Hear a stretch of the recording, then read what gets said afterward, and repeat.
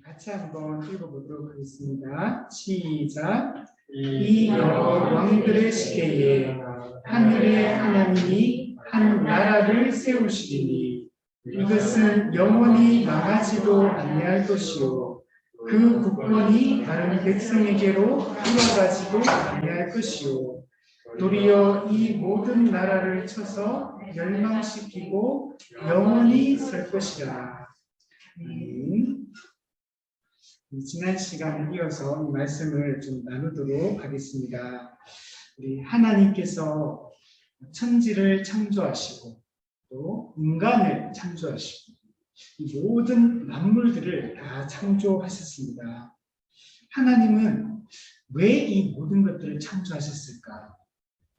그 창조의 목적이 무엇일까를 한번 생각해 보려고 합니다. 오늘 그 44절에 보면 하늘의 하나님이 한 나라를 세우시리니, 우리 나누어 드린 그 종이를 한번 다 보시기 바랍니다. 하늘이도 이 종이를 보시면서 한번 설교를 해보도록 하겠습니다.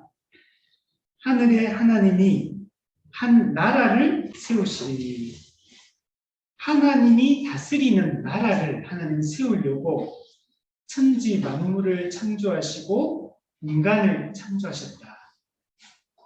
하나님이 꿈꾸시는 이 세상은 선하신 하나님이 다스리는 나라. 그래서 사람을 포함한 모든 피조물들이 하나님이 주시는 복과 그 은혜를, 안식을 누리며 살아가는 그런 세상을 꿈꾸시고 하나님은 이 세상을 세우셨습니다. 이 세상에 있는 나라들은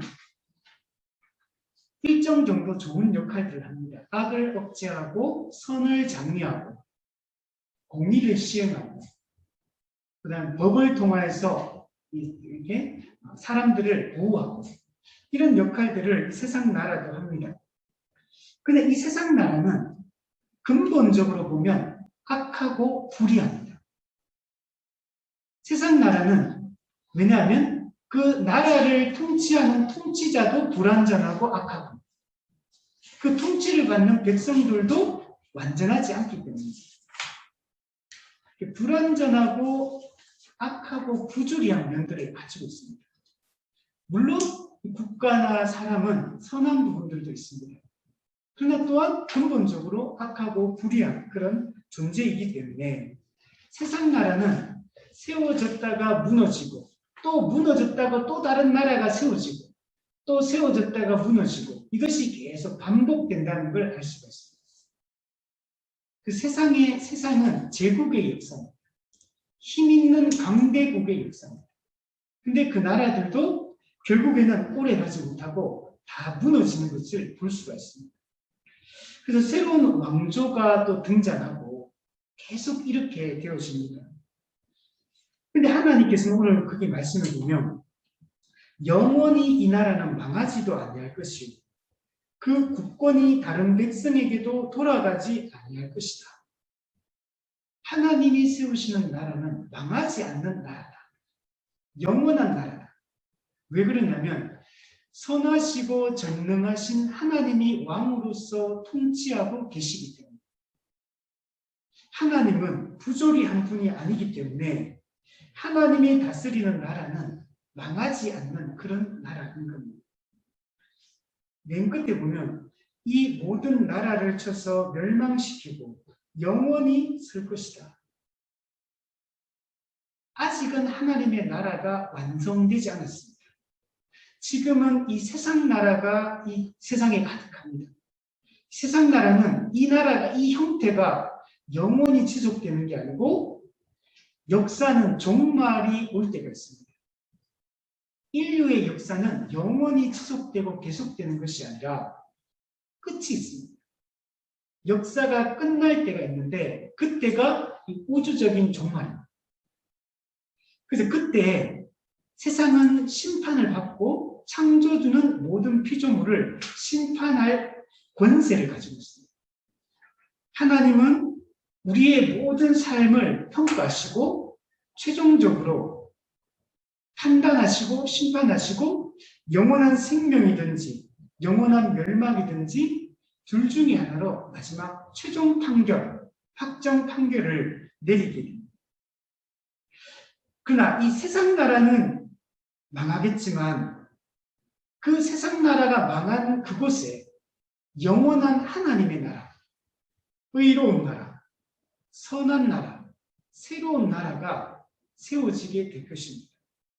그리고 우리를 다스리는 그 하나님 나라의 왕이신 하나님은 그분은 온전히 공의롭고 온전히 정말 선하시고 또 전능하시고 영원하시고 무한하신 분이기 때문에 그 나라는 영원한 나라일 수밖에 없습니다. 하나님이 자신이 왕으로 통치하는 그 의로운 나라를 창조하기 위해 이 세상을 창조하신 것입니다. 그래서 천지 창조, 인간 창조의 목적이 바로 하나님의 나라를 건설하는 것입니다. 자, 이것을 오늘 그 뒷부분의 구절들을 통해서 한번 살펴볼게요. 창세기 1장 1절에 보면 태초에 하나님이 천지를 창조하십니다. 하나님은 천지를 창조하신 창조주입니다. 우리는 우주의 기원, 만물의 기원에 대해서 세상의 철학자들이 여기에 대해서 많은 이야기를 합니다. 근데 성경은 분명히 얘기합니다. 하나님이 천지를 영원전에 창조하셨다. 천지 만물은 하나님으로부터 기원되었다라고 말씀하고 있습니다. 하나님은 아무것도 없는 상태에서 인간을 포함한 모든 천지 만물을 창조하셨습니다. 천지 만물을 창조하심으로 하나님은 나라를 구성하는 3요소를 갖추셨습니다. 우리가 예전에 초등학교 때 배웠던 나라를 구성하는 3요소, 주권, 백성, 영토, 이 세 가지가 구성이 됩니다. 하나님의 주권, 왕권을 가지고 통치하시고 그의 백성인 사람, 아담과 하와를 창조하시고 그리고 하나님은 그의 영토, 이 피조 세계, 특히 에덴 동산, 이곳에서 하나님은 자기 백성을 통치하십니다. 그래서 천지를 창조할 때 이 나라를 구성하는 3요소가 갖추어지게 된 것입니다. 하나님은 만물이, 모든 피조물이 하나님의 통치를 받고 안식을 누리고 기쁨을 누리는 그런 세상을 꿈꾸시면서 이 세상을 창조하십니다. 근데 지금 우리가 살고 있는 이 세상은 그렇게 선하고 아름답고 뭐 이렇게 모든 게 평화롭고 그런 세상이냐면 그렇지가 않습니다. 지금 우리가 경험하고 있는 세상의 모습은 매우 불합리하고 부조리하고 불의하고 그리고 아름답지 못합니다. 갈등과 대립과 전쟁과 죽음과 거짓과 이런 것들이 지금 가득합니다. 물론 이런 것만 있지는 않죠. 우리가 세상을 살면서 참 아름다운 것들도 진짜 많습니다. 좋은 사람들, 사람의 한쪽 구석에는 악한 면들이 사람이 가지고 있는데 또 한쪽으로 보면 선한 면들도 인간이 가지고 있어요. 그래서 한 사람에 보면 두 면을 다 경험합니다. 때로는 정말 이상, 야, 이 법 없이도 살 사람이다 했던 그 사람이 어느 순간에 돌변해서 나를 적대하고 나를 대적하는 원수가 될 수도 있습니다. 그리고 그렇게 악하던 사람도 악한 사람이고 저 사람은 정말 악마다 막 이렇게 말했는데 어느 날 그 사람을 쭉 보니까 그가 그렇게 행동한 이면 속에 그의 아픔이 보이기 시작하고 그리고 또 그 사람에게서 선한 측면들도 또 우리가 보게 된다. 그러나 우리가 세상을 살면 살수록 경험하게 되는 것은 인간은 본성이 악하다라는 것들을 알게 됩니다.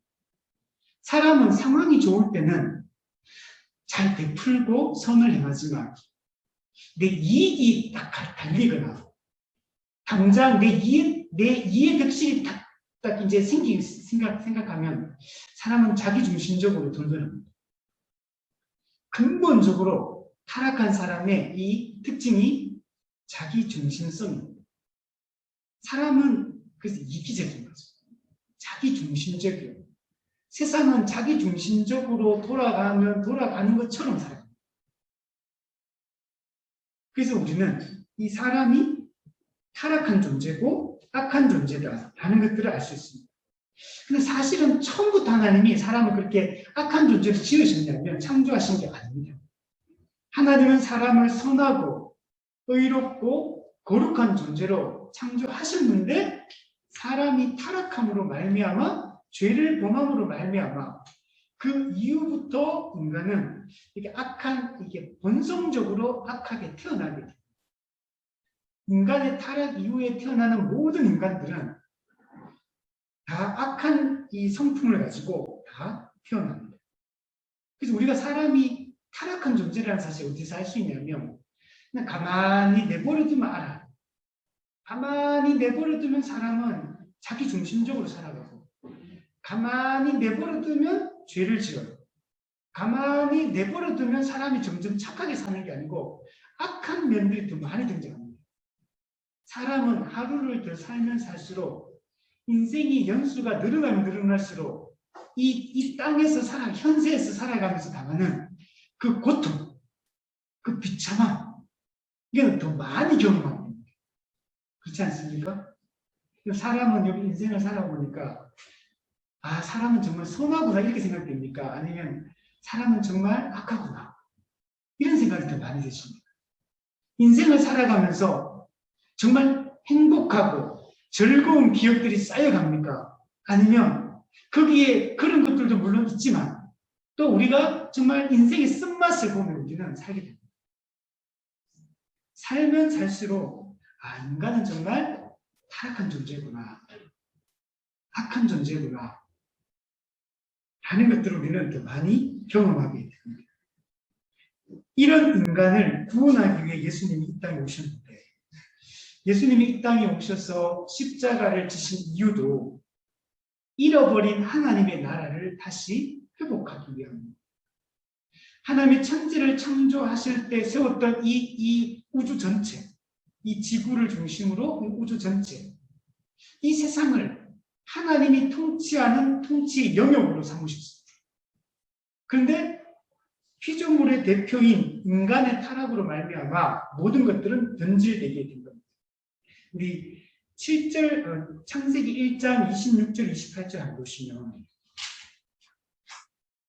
하나님이 이르시되 우리의 형상을 따라 우리의 모양대로 우리가 사람을 만들고 그들로 바다의 물고기와 하늘의 새와 가축과 온 땅과 땅에 기는 모든 것을 다스리게 하자시고 하나님이 자기 형상 곧 하나님의 형상대로 사람을 창조하시되 남자와 여자를 창조하시고 하나님이 그들에게 복을 주시며 하나님이 그들에게 이르시되 생육하고 번성하여 땅에 충만하라 땅을 정복하라 바다의 물고기와 하늘의 새와 땅에 움직이는 모든 생물을 다스리라.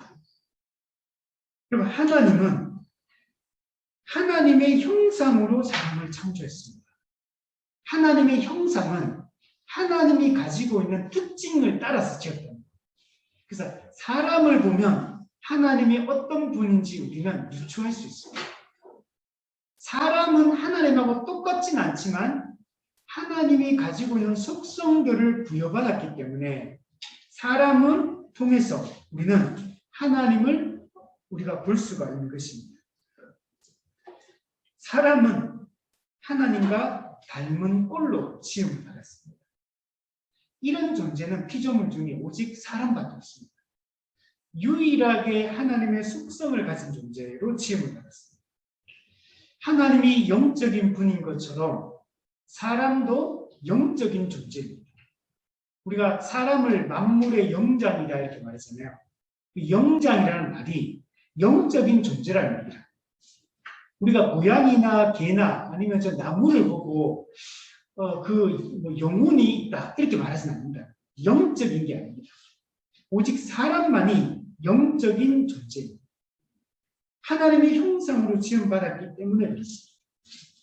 하나님이 지정의를 가진 인격적 존재이듯이 사람도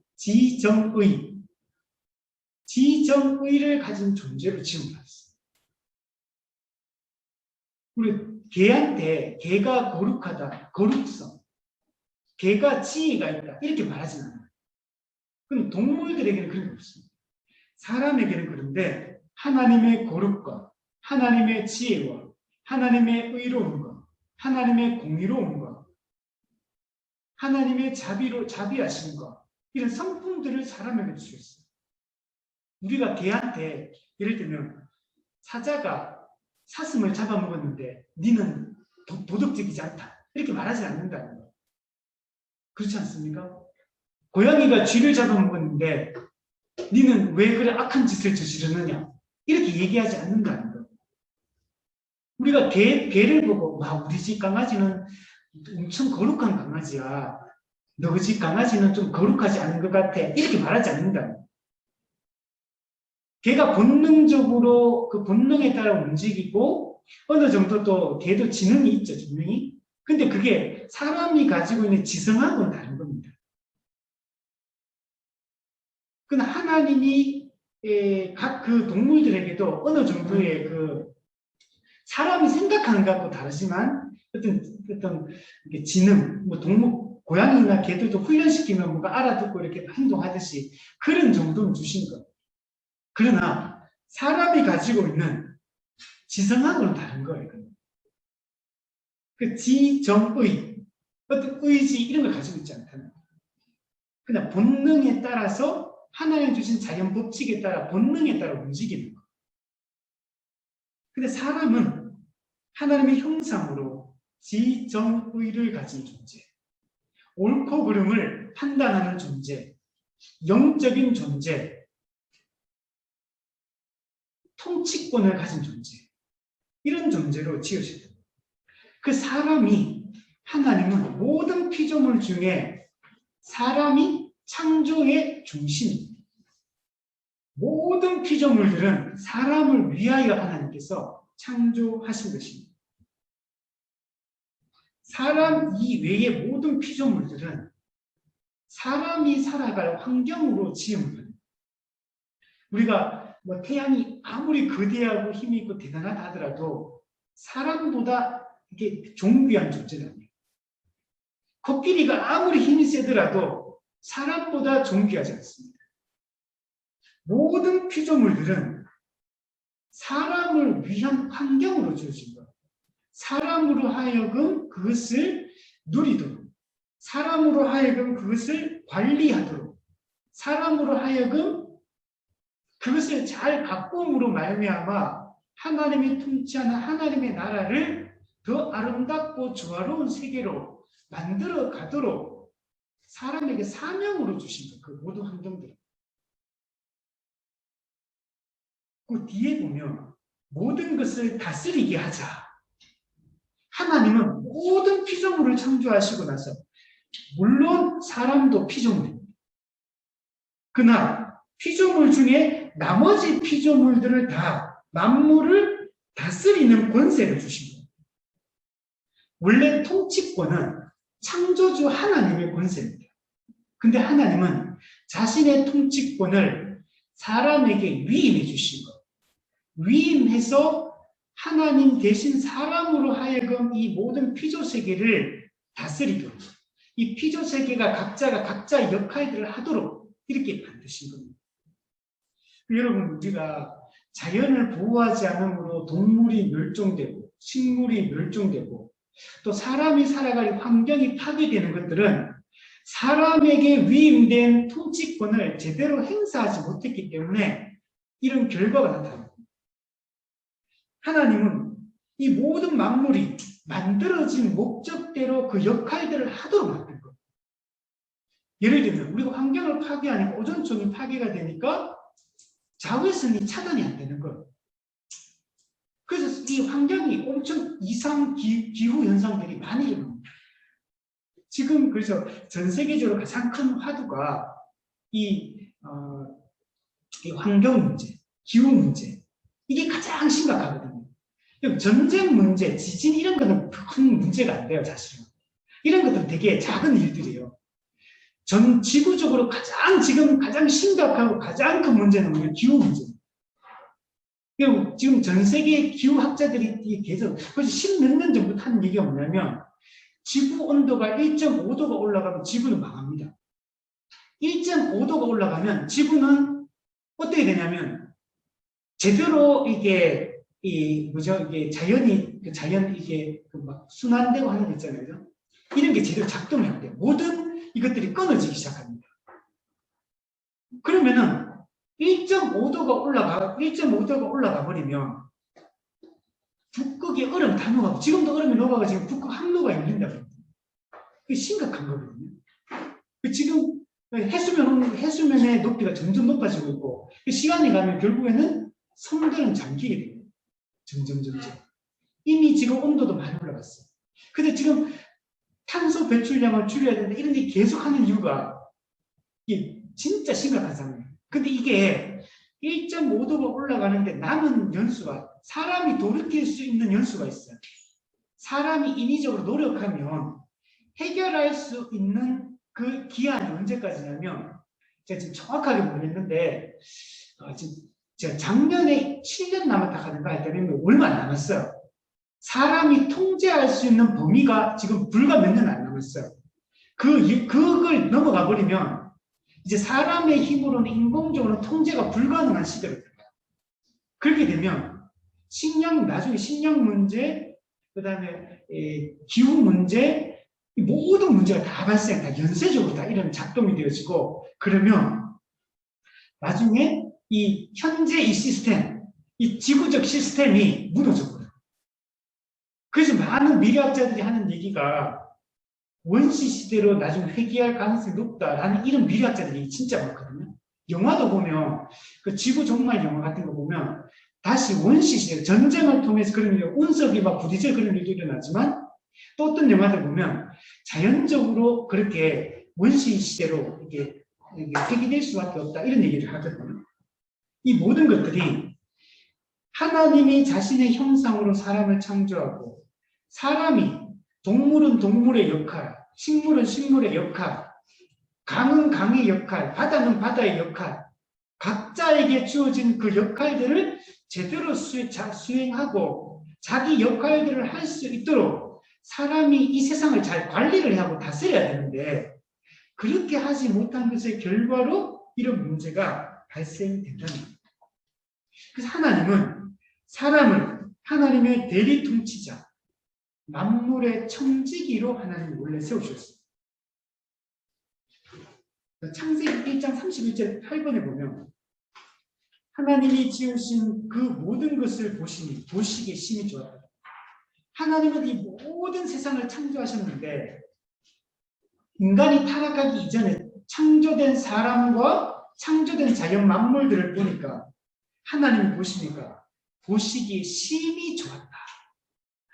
어떤 작가가 작품을 만들고 자기가 만든 작품을 다 이렇게 바라보니까 너무 매우 만족스럽고 흡족한 상태. 자신이 만든 작품이 자기가 계획한 대로, 자기가 꿈꿨던 대로 완벽하게 만들어진 상태. 이게 보시기에 심히 좋았다라고 얘기를 하는 겁니다. 하나님이 보시기에 너무 완벽하게 만들어진 거예요.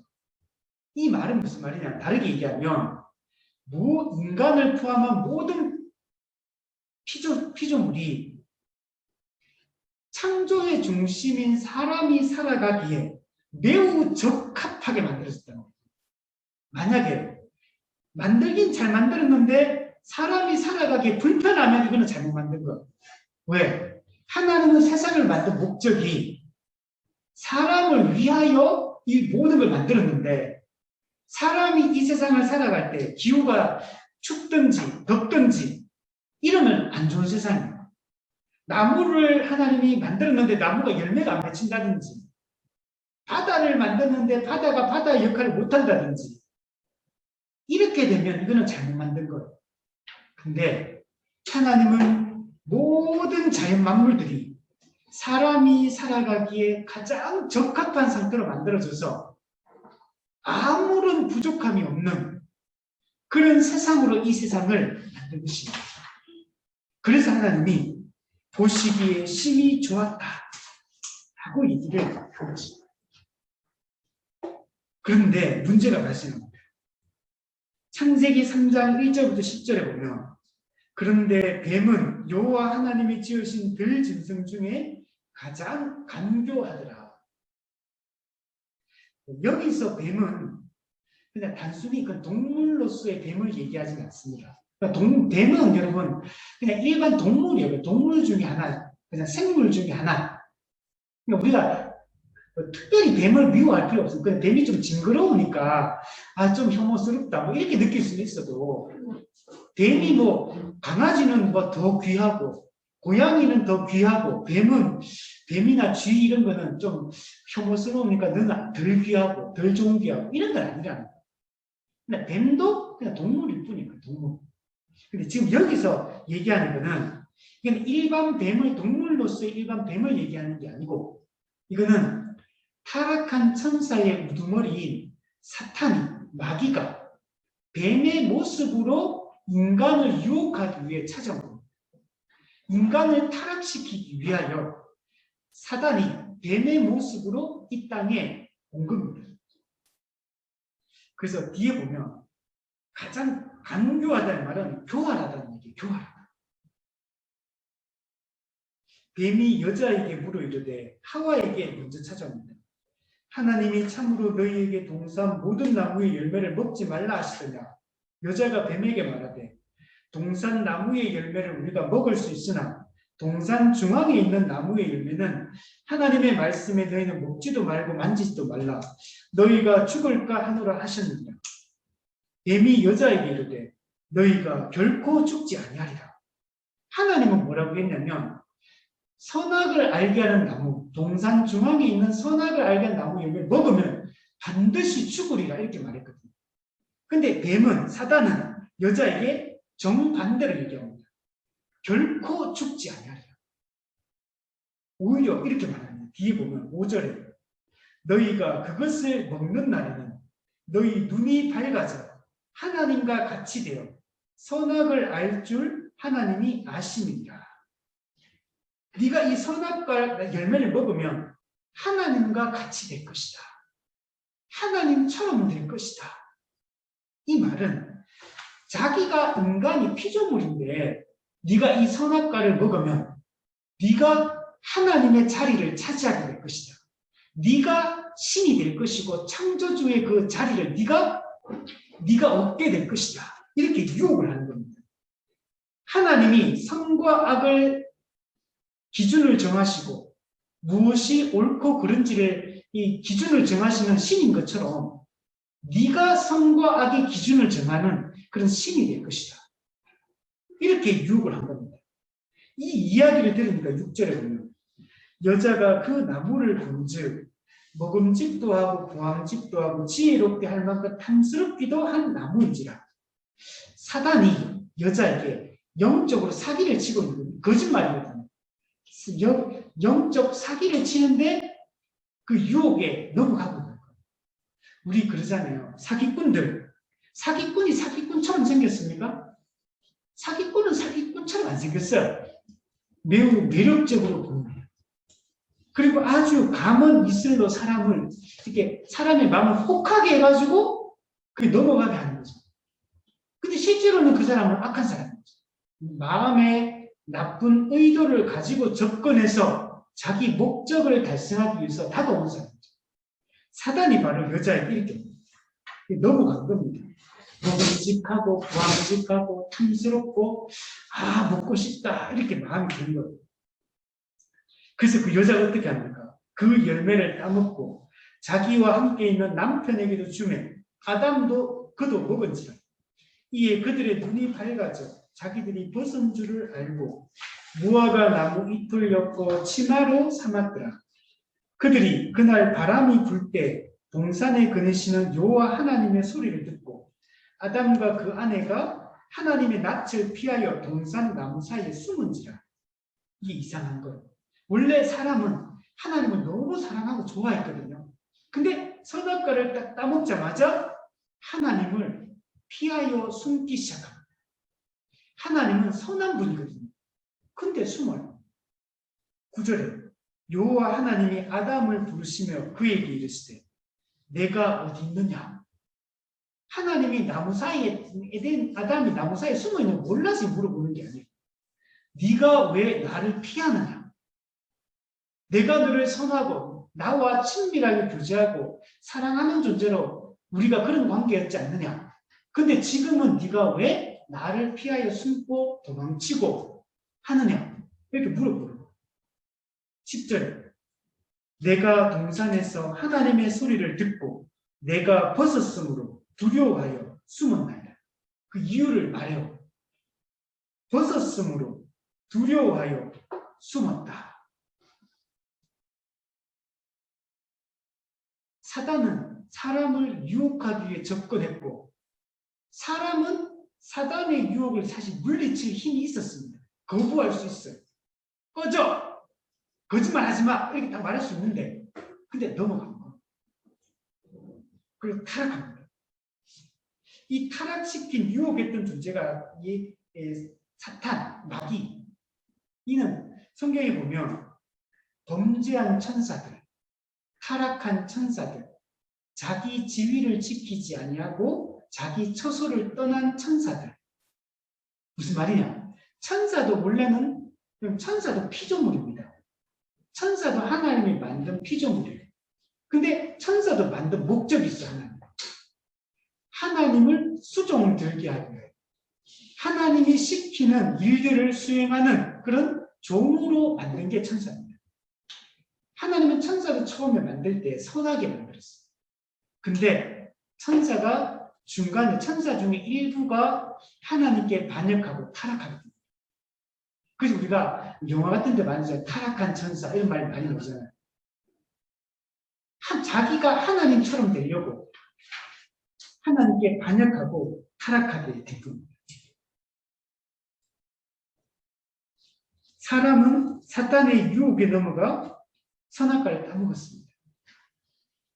선악과를 따먹은 게 어떤 의미냐면 단순히 과일 하나 따먹었다 이런 의미가 아니에요. 이거는 하나님의 명령의 말씀이거든요. 명령이거든요. 명령. 명령을 어기는 것은 그 존재를 부정하는 거예요. 군인이 상관의 명령을 어기면 전시상황 총살도 가능해요. 왜? 뭐 그냥 지금 그냥 뭐 우리 대대장님의 그냥 말 한마디 어겼다고 무슨 총살합니까? 그거 너무 심한 거 아닙니까? 그렇지 않습니다. 왜냐하면 그 권위자의 명령을 불순종하는 것은 그 명령을 하는 그 권위자의 존재를 부정하는 거기 때문에 하나님이 선악을 알게 하는 나무의 열매를 먹지 말라. 먹으면 반드시 죽으리라. 왜 죽냐면 하나님의 권위를 부정하고 피조물이 창조주로서의 하나님의 권위를 부정하고 그분의 왕권을 부정하고 반역하는 행위가 바로 이 명령을 어기는 겁니다. 그래서 이거는 단순히 과일 하나 따먹은 가지고 그렇게 저렇게 심하게 저렇게 대하시냐 이렇게 생각해서는 안 되고 이거는 이 하나의 행동 속에 내포되어 있는 의미들을 이해하는 게 중요합니다. 그래서 하나님의 권위에 도전하고 하나님의 왕대심을 부정합니다. 하나님이 온 세상의 통치자 되신다는 사실을 인간이 거부합니다. 그래서 인간은 하나님과의 관계가 끊어지게 됩니다. 원래는 하나님은 우리 이 모든 피조물의 왕이시오. 우리는 그의 백성이었는데 이제 왕과 백성으로서의 그 관계가 끊어지고 단절되게 됩니다. 이게 끊어졌다는 얘기는 하나님과의 관계가 끊어졌다는 얘기는 하나님의 나라가 무너졌다는 얘기예요. 더 이상 하나님은 우리에게 좋은 왕도 아니요 우리 아버지도 아닙니다. 사탄의 유혹에 넘어 아담의 하와는 하나님의 낯을 피하여 나무 사이에 숨었는데 그 이유가 뭐냐면 벗었으므로 두려워하여 숨었다. 먼저 벗었다. 벗었기 때문에 두려워하여 숨었다. 이렇게 말해요. 숨었어요. 왜 숨었냐? 두려워서 숨었대요. 두려워서. 뭐가? 하나님이 두려웠어요. 왜? 타락하기 전에는 하나님을 사랑했는데 타락하고 죄를 짓고 나면 어떻게 되냐면 죄인은 하나님을 두려워하게 됩니다. 왜냐하면 하나님은 재판관이시기 때문에. 하나님은 온 세상의 주인이시요 창조주시니 그분은 창조하신 분은 재판관이고 심판주입니다. 모든 것을 판단하고 평가하는 겁니다. 그러니까 숨었어요. 왜 숨었습니까? 하나님을 두려워서 숨었어요. 왜 그러면 갑자기 하나님 두려워졌습니까? 벗었습니다. 벗은 거는 단순히 육체적으로 뻘거벗은 것만 얘기하는 게 아니고 이거는 그러니까 죄를 짓고 죄의 부끄러움을 가지게 됐다는 거예요. 사람은 죄를 지으면 부끄러움을 느낍니다. 수치를 느껴요. 죄의 수치를 느낍니다. 그 죄의 수치, 죄의 부끄러움을 쉽게 얘기하면 지은 죄에 대하여 벌받아야 되는 죄책입니다. 죄책. 그 죄책에서 나오는 감정이 죄책감이에요. 죄에 대한 책임을 져야 된다는 두려움입니다. 내가 죄를 지었기 때문에 그 죄에 대해 나는 죄값을 치러야 된다. 형벌을 받아야 된다. 라는 이 두려움이 인간에게는 찾아오거든요. 이게 어떻게 되냐면 공포로 찾아요. 공포.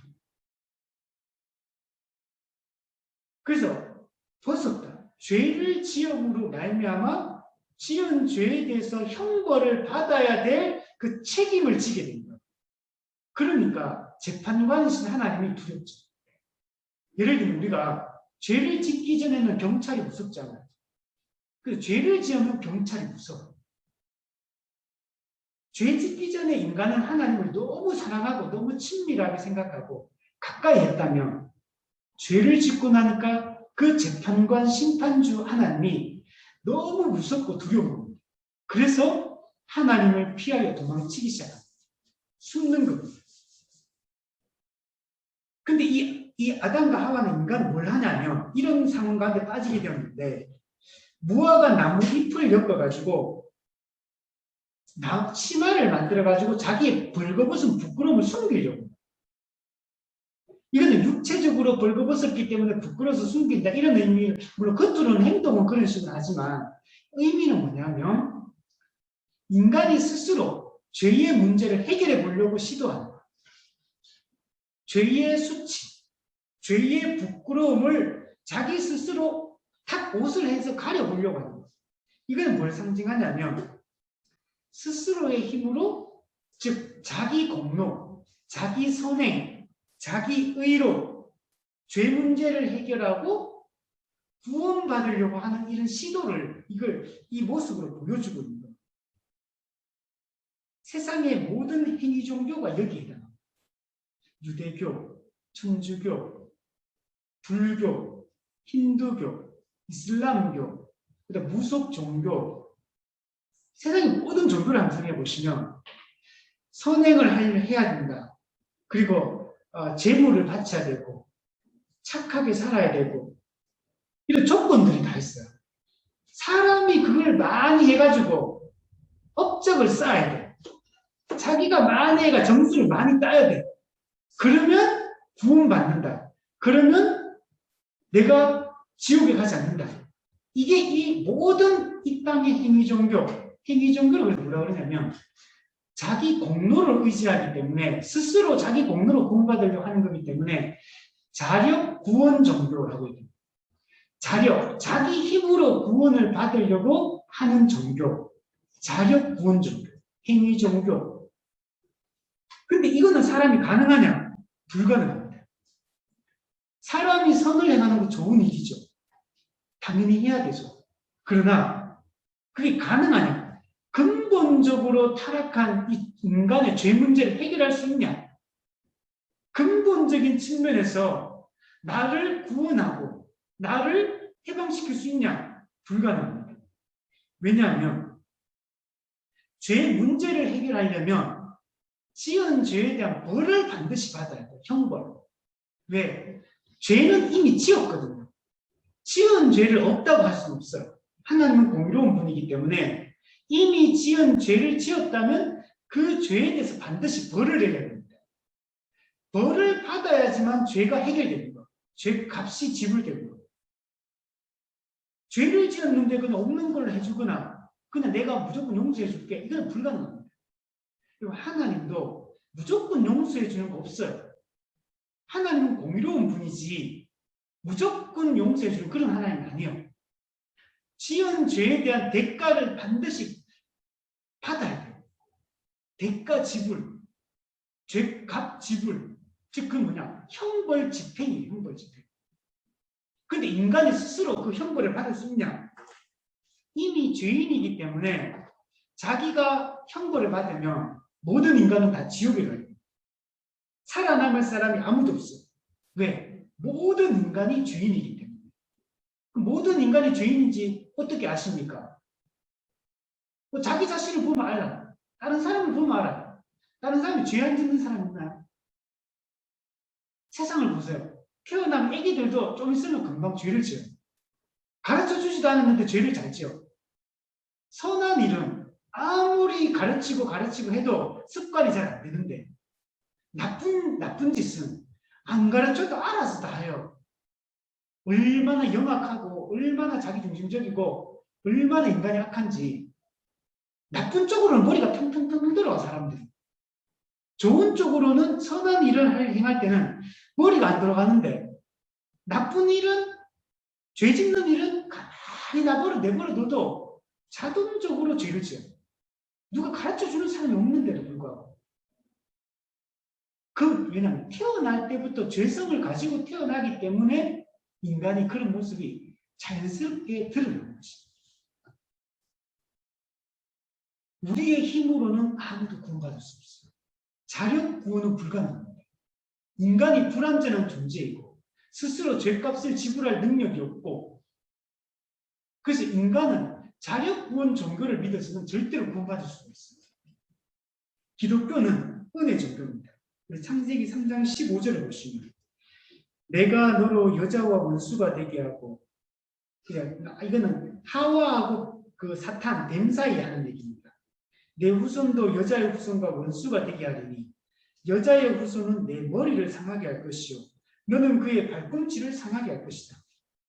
그런데 우리 스스로의 힘으로 구원받을 수 없는 우리에게 놀라운 일이 일어나는데 하나님이 일반적으로 반역한 인간, 하나님의 왕대심을 부정하고 반역했던 인간은 하나님을 향해 가해자고 하나님은 피해자시거든요.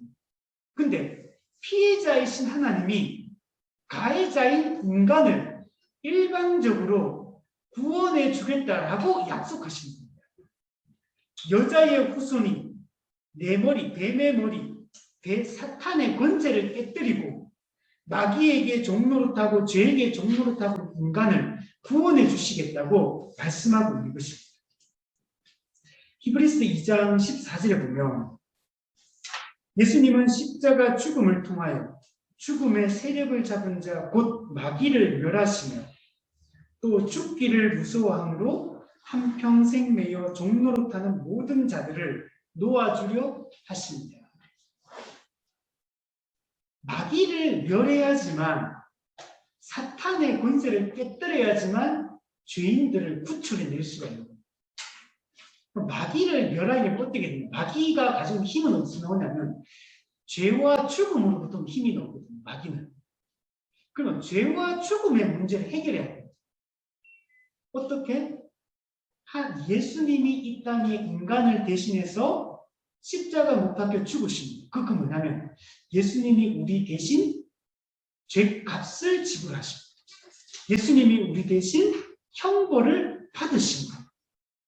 죄 문제를 해결하고 죄의 결과인 죽음의 문제, 사망의 문제를 근본적으로 해결하심으로 마귀에게 종노릇하고 있는 죄인들을 구원해 주시겠다라고 말씀하십니다. 11절에 보면 그럼 어떤 방법으로 그렇게 하느냐 예수님이 창세기 3장 21절에 보면 여호와 하나님이 아담과 그의 아내를 위하여 가죽옷을 지어 입히시니라. 가죽옷. 아까 전에는 타락한 아담과 하와는 뭐했습니까? 자기 스스로 옷을 해 입었는데 무화과 나무 이파리로 만든 옷을 해 입었어요. 근데 그 뭘 상징한다 그랬죠? 자기 공로, 자기 의로 구원받으려고 하는 거였죠. 근데 그건 불가능하다고 했어요. 그래서 하나님 어떻게 하냐? 그 옷을 벗기고 가죽옷을 지어서 입히십니다. 무화과 나무 잎은 인간이 스스로 만든 옷인 반면에 가죽옷은 누가 만든 거냐? 하나님이 만들어서 입히시는 옷입니다. 그래서 죄의 부끄러움을 가려주시겠다. 죄의 수치를 해결해 주겠다. 누가? 하나님이 직접 그렇게 하겠다. 어떤 방법으로? 여자의 후손이신 예수님을 이 땅에 보내어서. 그럼 예수님이 이 땅에 오셔서 어떤 방법으로 이 죄의 수치를 가리느냐? 가죽 옷이 상징하는 방식으로 그 일을 하겠다는 거예요. 가죽 옷이 만들어지려면 누군가가 죽어야 돼요. 그렇죠. 우리 예를 들면 우리가 양모 옷이다. 그러면 양이 죽어서 양이 가죽을 내줘야지 우리가 양의 트롯을 입을 수 있는 거잖아요. 누군가가 죽어야 되는 거예요. 근데 그 죽는 분이 누구냐? 예수님이 죽는 거예요. 예수님이 우리를 위해서 대신 희생하시고 죽으심으로 말미암아 우리를 구원해 주는 겁니다. 예수님의 이 십자가 죽음은 뭘 의미하냐? 대속적 죽음을 상징합니다. 우리가 죽어야 되고 우리가 벌을 받아야 되는데 우리가 받을 벌을 예수님이 대신 받으심으로 우리는 벌을 안 받아도 되는 거지. 이걸 대속적 죽음이다 이렇게 말합니다. 또는 형벌적 죽음이다. 형벌 대속적 죽음. 예수님이 이런 죽음을 죽으심으로 우리를 구원해 줄 거라고 성경에 얘기를 하고 있는 것입니다. 구약 성경에 이런 이야기들이 많이 나옵니다. 신약 성경에도 보면 한 알에 밀이 땅에 떨어져 죽지 않으면 한 알 그대로 있고 죽으면 많은 열매를 맺느니라. 예수님이 한 알의 밀로 땅에 떨어져 죽으니까 씨앗이 싹트고 우리가 살아나는 겁니다. 예수님의 우리를 대신한 대속적 죽음이 없으면 십자가 죽음이 없이 우리를 구원받을 수 없습니다. 갈라디아 3장 13절에 그리스도께서 우리를 위하여 저주를 받은 바 되사 십자가의 죽음을 저주의 죽음이라고 얘기해요. 왜? 죄에 대한 형벌을 받는 죽음이기 때문에 저주의 죽음이죠. 예수님은 죄가 없는 분이에요. 근데 예수님이 우리 대신 저주를 받는 거예요. 그래서 우리를 살려주신 거예요. 갈라디아 4장 4절에 한 것입니다. 때가 참에 하나님이 그 아들을 보내사 여자에게서 나게 하시고 율법 아래에 나게 하신 것은 하나님은 약속하셨고 그 약속을 실제로 성취하십니다. 2000년 지금으로부터 2000년 전에 예수님이 인간의 몸을 입고 이 땅에 오셨어요. 우리 크리스마스 성탄 질 때 우리가 그것을 기념합니다. 예수님이 실제로 12월 25일 태어났다는 거 아닙니다, 여러분. 실제로 그날 태어났다는 얘기가 아니고 우리는 그날 예수님이 언제 이 땅에 태어났는지 모르죠. 2000년 전에 있을 때이니까. 근데 예수님이 우리가 태어난 날을 하루를 정해가 교회가 그냥 전통적으로 이 날이 실제 그 날은 아니지만 기념하고 기억하기 위하여 12월 25일 날 예수님의 탄생 성탄날 크리스마스를 우리가 보는 겁니다. 그냥 그렇게 지키는 거지 실제로 그날 태어난 건 아니라. 자, 그래서 예수님은 하나님의 때가 참에 하나님의 계획하신 때가 되어서 이 땅에 예수님을 보내주셨고 예수님은 우리를 위하여 십자가에 죽으신 것. 예수님이 이 땅에 오시는 이 사건은 어떤 의미를 가지고 있냐면 마태복음을 보면 보라 처녀가 잉태하여 아들을 낳을 것이요 그의 이름은 임마누엘이라 하리라. 이를 번역한즉 하나님이 우리와 함께 계시다 합니다. 앞서 인간이 타락함으로 아담과 하와가 하나님의 낯을 피하여 숨었죠. 근데 그것만 아니에요. 하나님도 인간 죄인을 향해서 하나님이 이게 진노하시고 공의롭게 진노하시고 이런 관계였거든요. 그래서 인간은 죄 문제가 해결되어지기 전에는 근본적으로 하나님과 함께 할 수가 없어요. 왜? 하나님은 거룩하고 인간은 거룩하지 않기 때문에. 거룩한 분은 거룩하지 않은 존재 함께 할 수 없어요. 그런데 예수님이 이 땅에 오셨다는 건 무슨 말이냐? 임마누엘, 즉 하나님이 우리와 함께 계시는 사건이에요. 예수님의 오심은 하나님이 우리 죄인에게 다시 오셔서 죄인과의 그 관계를 다시 회복하겠다라고 말씀하시는 겁니다. 요한복음 1장 9절. 참빛 곧 세상에 와서 각 사람에게 비추는 빛이 있으나니 타락한 이 세상과 인간은 어둠에 속해 있어요. 성경에서는 이 타락한 세상을 어둠이라고 표현해요. 죄인들을 어둠에 속한 자라고 표현합니다. 근데 예수님은 이 어둠 가운데 빛으로 이 땅에 오셨습니다. 참 빛으로 각 사람을 진리 가운데 세우고 참 생명을 주시기 위하여 빛으로 이 땅에 예수님이 오셨다라고 말씀합니다.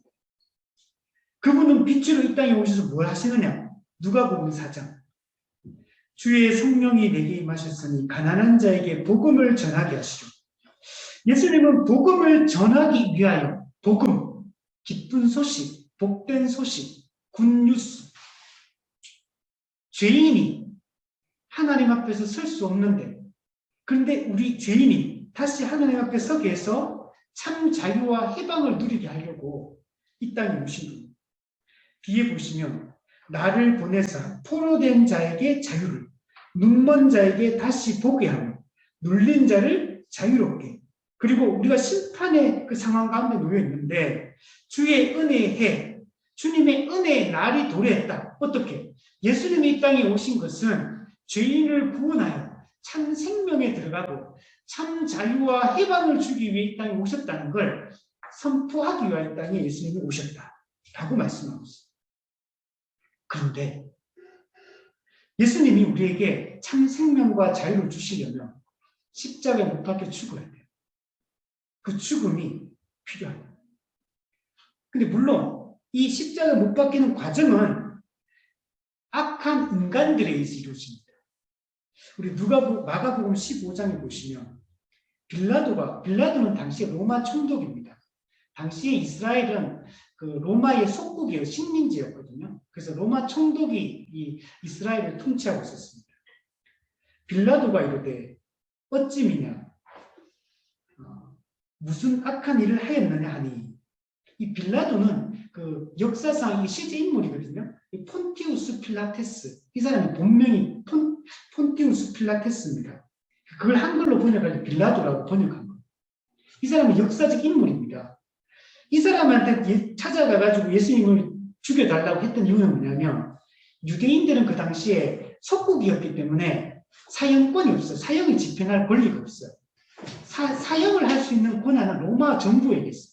그래서 로마 총독이 가가지고 이 예수를 죽여달라고 유대인들이 요구를 했던 거예요. 그래서 뒤에 보시면 무슨 악한 일을 하였기에 죽여달라고 하느냐 그러니까 더욱 소리질러 이르되 십자가에 못 박게 하소서 하는지라.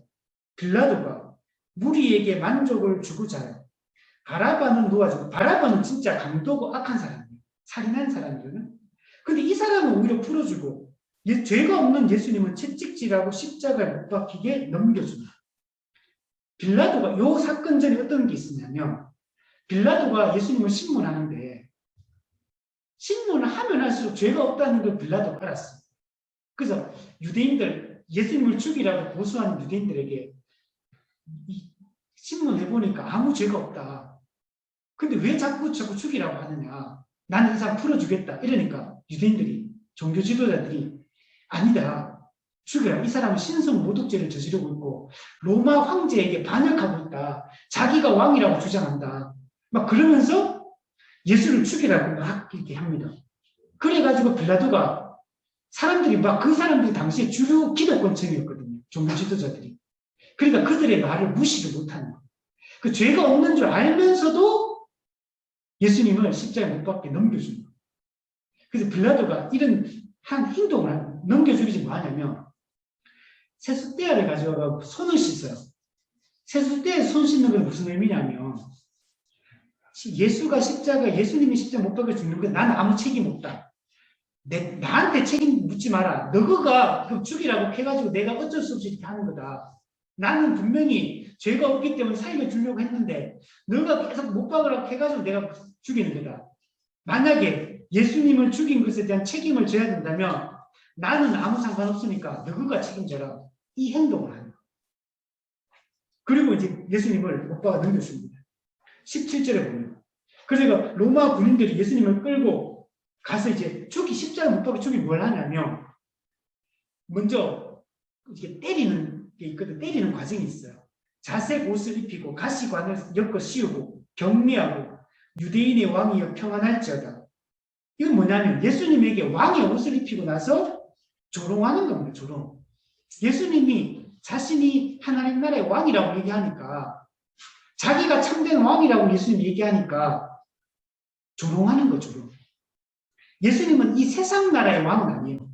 그러나 하나님 나라, 이 모든 천지 만물의 왕이에요. 예수님. 이것을 창조하신 분입니다. 그러니까 예수님을 조롱합니다. 19절에 갈대로 예수님의 머리를 치며 침을 뱉으며 꿇어 절하더라. 희롱을 당하며 자색 옷을 벗기고 도로 그 죄수복을 입히고 십자가에 못 박으려 끌고 가더라. 십자가에 못 박고 그 옷을 나눌세 누가 어느 것을 가질까요? 제비를 뽑더라. 때가 제3시가 되어 십자가에 못 박으리라. 예수님은 이 사람들의 이 모함과 거짓 선동에 의해서 죽임을 당하는데, 그런데 재밌는 거는 예수님은 여기서 벗어날 수 있는 힘이 있어요. 이 상황을 모면할 수 있는 힘이 있어요. 그러나 그렇게 하지 않습니다. 그냥 기꺼이 자발적으로 못 박히러 올라가십니다. 그렇게 하신 이유는 뭐냐? 마가복음 10장에 보면 인자가 온 것은 섬김을 받으려 함이 아니라 도리어 섬기려 하고 자기 목숨을 많은 사람의 대속물로 주려 합니다.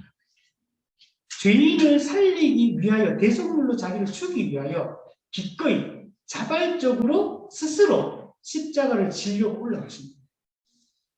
요한복음 3장 16절 마지막 같이 한번 읽어볼게요. 시작. 하나님이 세상을 이처럼 사랑하사 독생자를 주셨으니 이는 그를 믿는 자마다 멸망하지 않고 영생을 얻게 하려 하심이라. 예수님이 이렇게 하신 목적이 뭐냐면 예수님을 믿는 자마다 멸망하지 않고 영생을 얻게 하기 위하여, 영생을 얻고 영원한 생명을 주기 위하여 예수님은 이 모든 일들을 행하셨다라고 말씀합니다. 사도행전 4장 12절 다른 이로서는 구원을 받을 수 없나니 천하 사람 중에 구원을 받을 만한 다른 이름을 우리에게 주신 일이 없습니다. 왜 예수님만이 유일한 구원자라고 얘기하느냐면 예수님만이 우리 죄인을 위해 그 죄의 형벌을 받으셨기 때문에, 예수님 이외에 우리 대신 형벌을 받고 그 죽음을 당한 분이 아무도 없기 때문에 그래요. 그래서 예수님을 믿는 자만이 구원을 받습니다. 누구든지 그를 믿는 자는 부끄러움을 당하지 아니하리라. 우리 마지막으로 계시록 21장 3절 예수님을 믿으면 어떻게 되냐? 하나님이 우리와 함께 하시고 우리의 모든 눈물을 눈에서 닦아주십니다. 하나님의 장막이 사람들과 함께 있으니 하나님이 그들과 함께 계시리니 그들은 하나님의 백성이 되고 하나님은 친히 그들과 함께 계셔서 모든 눈물을 그 눈에서 닦아주십니다. 눈물이 상징하는 것은 죄의 고통과 비참함을 얘기합니다. 우리가 이 땅에서 살아갈 때 얼마나 수많은 고통의 눈물을 흘립니까? 이 모든 눈물을 닦아주십니다. 다시는 사망이 없고 애통하는 것이나 곡하는 것이나 아픈 것이 다시 있지 아니하리니 처음 것들이 다 지나갔습니다. 예수님을 믿는 자는 하나님 나라의 백성이 되어 영원한 그 생명에 들어가서 살게 될 것입니다. 우리가 이 은혜를 사모하며 살아갔으면 좋겠습니다.